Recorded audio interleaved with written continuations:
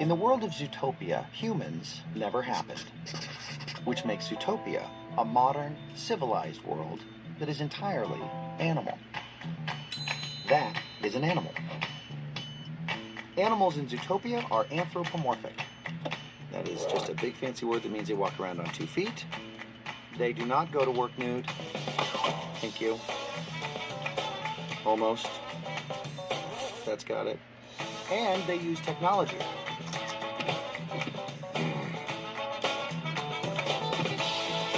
Okay, there are mammals from all over the globe in Zootopia. Large and small, fast and slow. But the truth is, Zootopia isn't perfect. And just like our world, not everyone gets along. Especially natural enemies.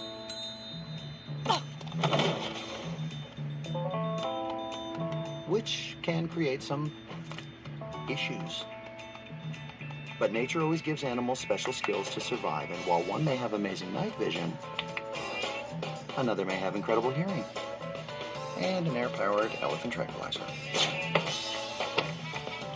So now you know. Zootopia. Like nothing you've seen before.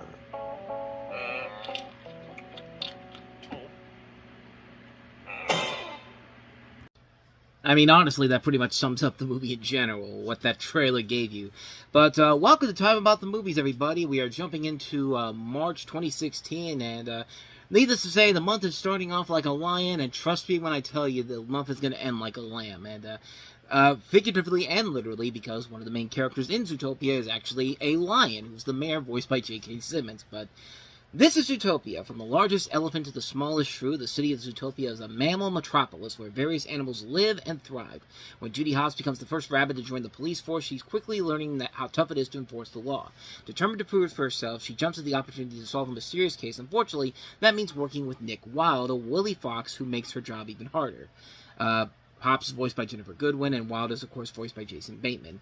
And even after all these years of incredible kids movies, you still get those skeptics out there, even to this very day, that tell you, yeah, my kid will probably like this, but I'll probably hate it. Especially with a company like Disney, and you're getting those people out there nowadays that are just like, no matter what Disney does, they're gonna hate it. Even though they have been on a hot streak for movies for several years now, and yeah, it's just getting to the point where it's getting annoying, man. But really, Zootopia is definitely one of Disney, not only another Disney animated classic in the making, but it's one of their biggest and more enjoyable surprises I've had in recent memories. There's so much stuff about this that just works to a T, and there are very few faults or negative things to say about it. But, I mean, just on the positive scales, the animation is just incredible. The whole view of the city of Zootopia looks amazing. You end up having the same feelings the main character does when she gets off that train and enters the city for the first time. It's kind of like when you first go to Walt Disney World and you're so impressed at this amazing world they've created.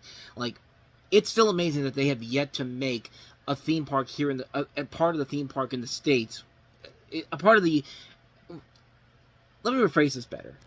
I know that Shanghai Disneyland has a Zootopia area, but I'm shocked that nowhere here in the States, at any of the Disney parks, they've added the area to make a Zootopia area of their own. I thought Animal Kingdom would be a great place to put that at, but they never put it in there. They have the Zootopia show there now, but no, they don't have anything Zootopia here in the States alone, but maybe that'll change in the future. We got D23 coming up in August this year, so maybe they'll announce something there, but, I mean, yeah, they should make a place like this in real life here in the States. I know there is one in Shanghai Disney, but most people can't get out to Shanghai, especially nowadays. But not only that, but the characters themselves are really great characters. Judy Hopps is a great female character, and this was back when Disney was proving that they can expand on having more female and diversified characters becoming leads in movies. I like how she's always trying to be optimistic about everything, and she's smart enough to overcome many of the obstacles she comes by in the film, at least until we get to that third act, and we'll get to that in just a second here. But Nick is a very fun and enjoyable character, too, playing a comic foil to Hopps as she's trying to prove her worth in the town.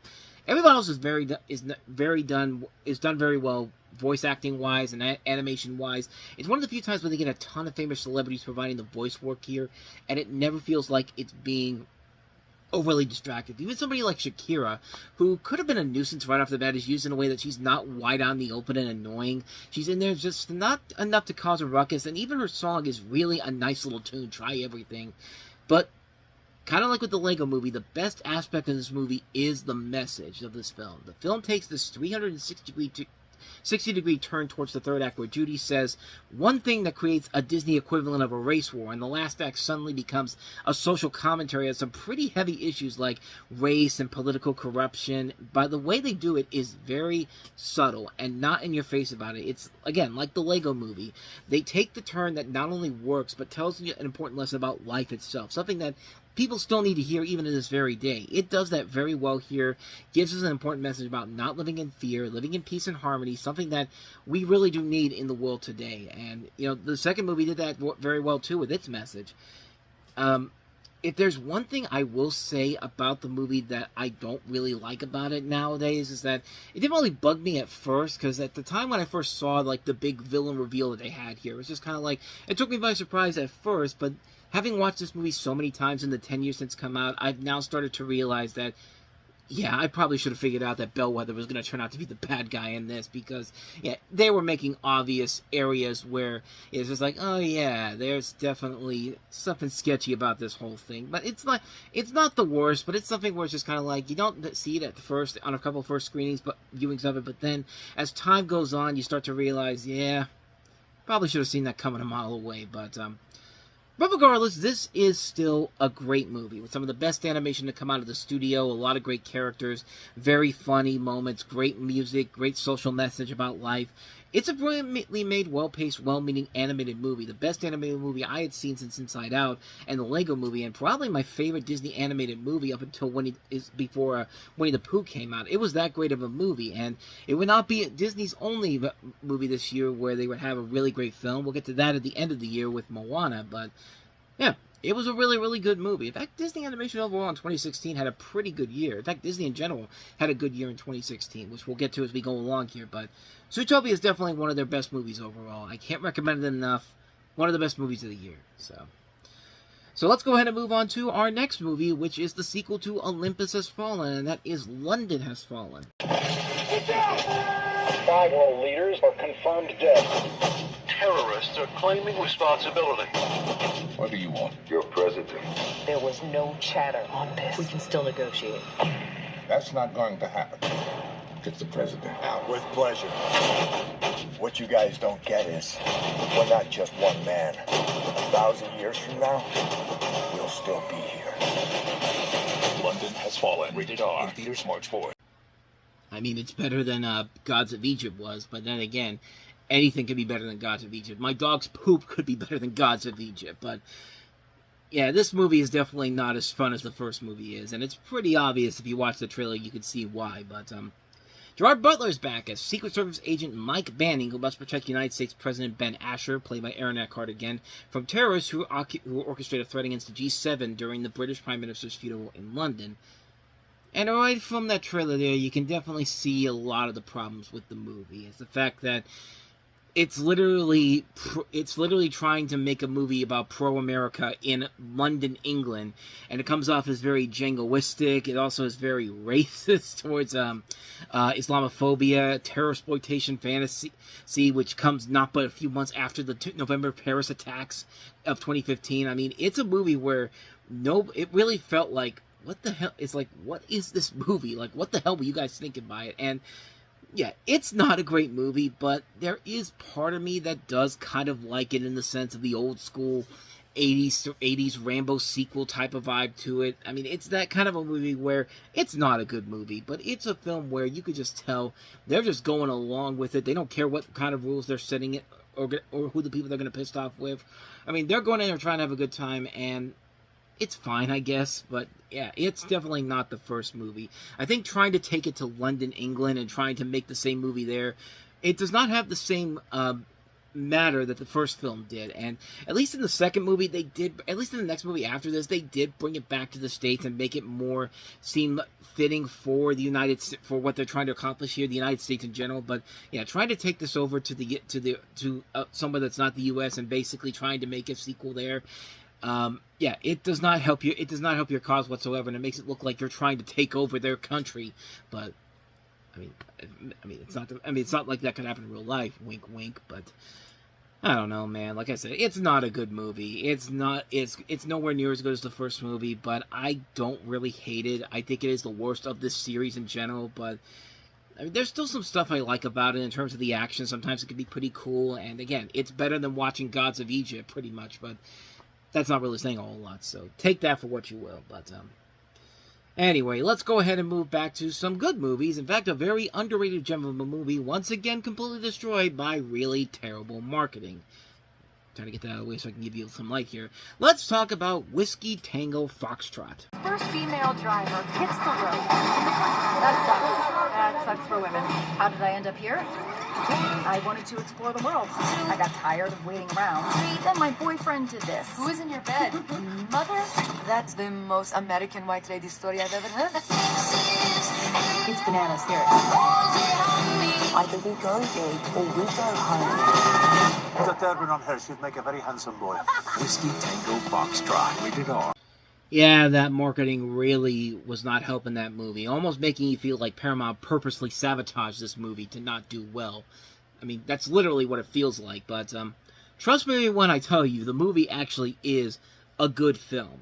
While working as a war correspondent in Afghanistan and Pakistan during Operation Enduring Freedom, Kim Baker, played by Tina Fey, develops a crazy relationship with a fellow journalist from Scotland, played by Martin Freeman.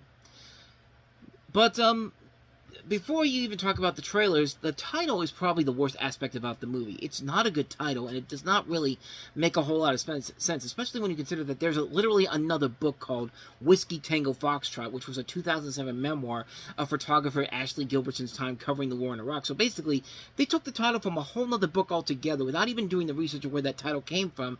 Probably just speculating here, but, I mean, the title they originally had was The Taliban Shuffle, which would have been perfectly fine, but Whiskey Tango Foxtrot is like it continues my theory that they were trying to bury this movie, man. And it's a shame because the movie actually is really good. I really enjoyed the hell out of this movie.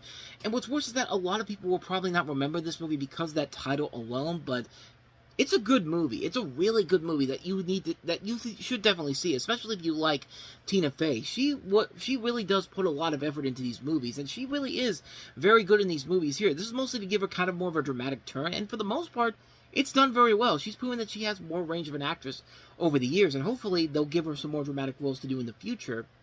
But yeah, this movie overall works, mostly because of her, and also the cast is really good too. You got Martin Freeman, who's got some good chemistry with her, Alfred Molina, Billy Bob Thornton's really good, Christopher Abbott, Margot Robbie, although she's really not used as much as you expect from the trailers. The trailers make it seem like she's co-starring with her, but no, she's not really in the movie all that much. And unlike Sisters, it works because Tina Fey's working with somebody she's very familiar with, Robert Carlock, who wrote some of the best 30 Rock episodes and is one of the head writers on Unbreakable Kimmy Schmidt. And the script works very well, doing a good job of blending comedy and drama nicely. The war sequences are nicely done, and even some of the effects work is pretty solid in this. There are some little nitpicky things about the movie. One of them would probably be that we would have to have those predictable moments in there, like the whole thing with Faye's boyfriend cheating on her because they've been away for so long. Like, you can obviously see that coming a mile away. And some of the decisions Faye's character makes are a little over the top and too much. And part of those elements, including trying to decide what she wants to do with her life, yeah, she keeps saying she was tired of her old life in New York, but we really don't know what those bigger and better things are that she wants to do. They don't really give us a clear indication of what they want to do with her in general, but I do really like this movie a lot, though. It's made by the same people who did Crazy Stupid Love and Focus. Great directors, Glenn Requa and John Refqua. They have, like, weird names. Glenn Ficarra and John Refqua. Like I said, they're names that are very, very odd compared to other directors overall. But yeah, I do like this movie a lot. I think that the small problems of the movie here don't really ruin the flow for me, but I still think the movie is very funny. It's very clever, really well written, nicely shot. It's a well-made movie with a lot of things going for it. It has probably one of my favorite underrated lines in movies where, there's this great thing at the end where Tina Fey's talking to somebody that she's been talking with during the course of the movie, and he basically just tells her, "You embrace the suck and move the fuck over." I mean, that's a really great line that I still remember from the first time I saw that movie 10 years ago. It's something that's still etched in my brain. It's from a movie that most of you probably have never even heard of. It's one you should definitely check out, man. It's a movie that is very underrated, shows what Tina Fey's potential is as an actress in general. I really enjoyed the hell out of this movie, man. I think it's a great film. Whiskey Tango Foxtrot. Definitely check it out. So that's that movie. So let's go ahead and get to, speaking of embracing the suck, you can't really do it with our next movie here because, yeah, this is one of those movies where as soon as you watch the trailer, you can figure out what the one problem with the movie is, and let's talk about that in The Other End of the Door. It's beautiful. What if we stayed here? Started a family here? Serious? Can't believe it. My children are geniuses.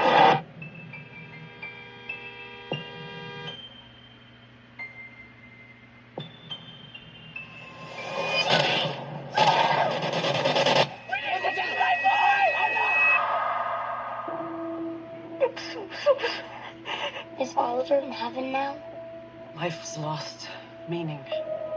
What if I could bring your son back to you just one more time, so that you could say your final goodbye? There's an abandoned temple. It is said that the door of the temple is the key to the world of the dead. You will be able to speak to your son, but no matter what you do, you must not open the door.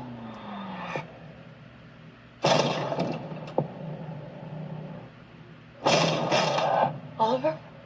Is that you? Mommy? I miss you so much. I miss you too, Mommy. I have to go now. Please, Oliver! Mommy? I have something to show you. Lucy, what? Oliver's come back, Mommy. Oliver, are you there? I think Oliver's hiding. Where's he hiding from? You have no idea what you have done. You open the door, you upset the balance between life and death. Get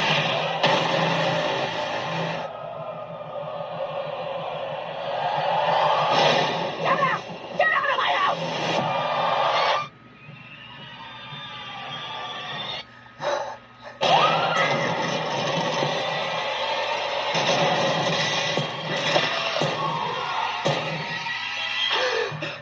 I miss you, Mommy. I miss you, Mommy. I miss you. Oliver, where are you?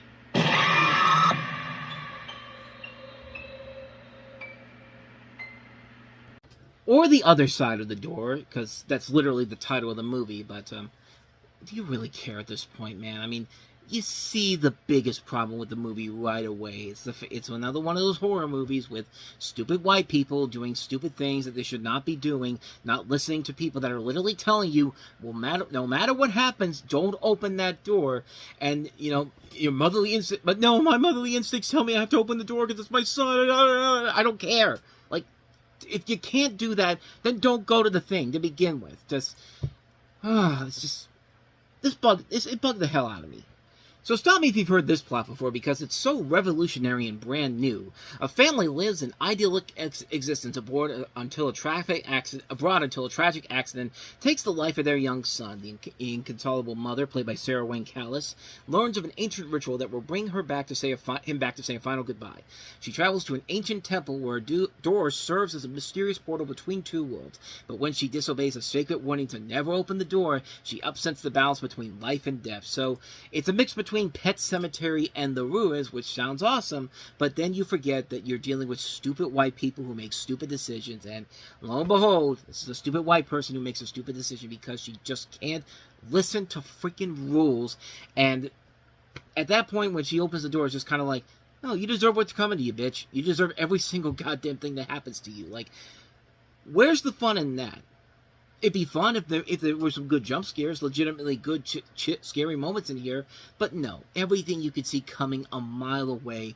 The mother is too stupid to realize her mistakes until it's far too late. And, you know, you don't feel sorry for anybody in this movie whatsoever. You want the ghost to teach the mother a lesson to not mess with this shit. And yeah, you watch it, and it's just kind of like you still don't get that sense of excitement, enjoyment out of it. And that's the one thing you can't do in a horror movie. Is just go for the cheapest ploys possible to scare the audience, which this does, and make us like people that there's nothing to like about them whatsoever. There's not one person in this movie that you give a shit about, and that's the biggest problem with this movie. Nobody is likable here. Everything that you do here is straight out of the horror movie cliche book, and it just fails on every single level possible. It's a movie that 20th Century Fox clearly had no intentions on making a successful movie because they dumped it out on a weekend that included Zootopia and a sequel to Olympus Has Fallen. They knew this thing was going to bomb hard, and sure enough, it deserved to. Just, what a terrible movie, man. What a terrible, terrible film. So let's go ahead and move on to our last movie that we have here, and that is Terrence Malick's latest film, Knight of Cups.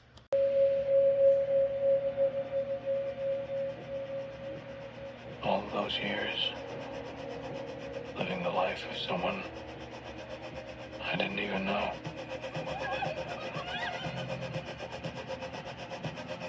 Let me tell you about you. I want to make you rich. You see the palm trees? They tell you anything's possible.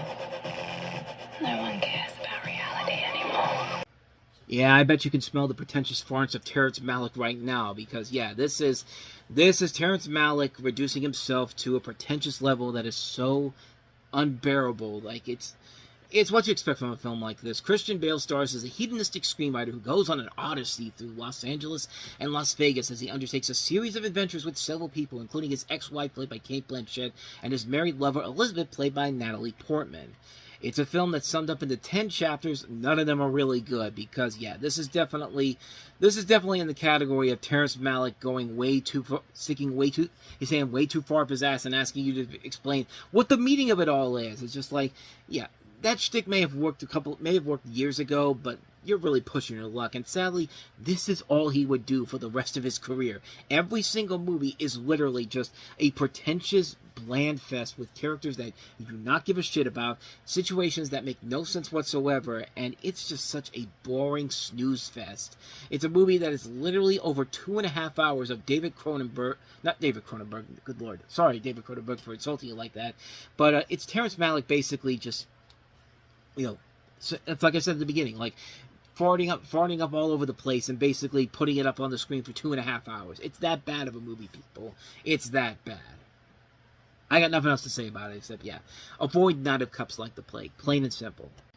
And so with all that said, we wrap up another episode of Time About the Movies. Next time we meet, we'll take a look at some more March movies, including the sequel to Cloverfield that, when the year began, not a lot of people really knew was coming out until they saw 13 Hours and saw that, hey, it's a brand new Cloverfield movie coming out. Well, it's not technically a Cloverfield movie, although they do have elements of it. But it is still a really good movie. 10 Cloverfield Lane from Dan Trachtenberg, who would later turn around the Predator franchise, but we'll touch on this movie next time.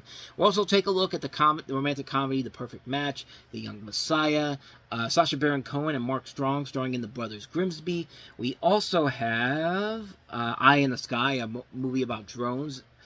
We also have Simon Helberg from The Big Bang Theory and Sally Field in Hello, My Name is Doris. So 6 films overall to take a look at next time around, and we'll delve into all of them coming up tomorrow on the show. So stay tuned for that. But with all that said, thank you so much for watching this. I hope you enjoyed it. If you did, please go ahead and do me the honors of hitting that like button, that subscribe button, and that notification button. Also, don't forget to check out our playlist, and don't forget to check out the previous episode we did. So with all that said, whether it's in the past, the present, or the future, I will see you at the movies. Take care.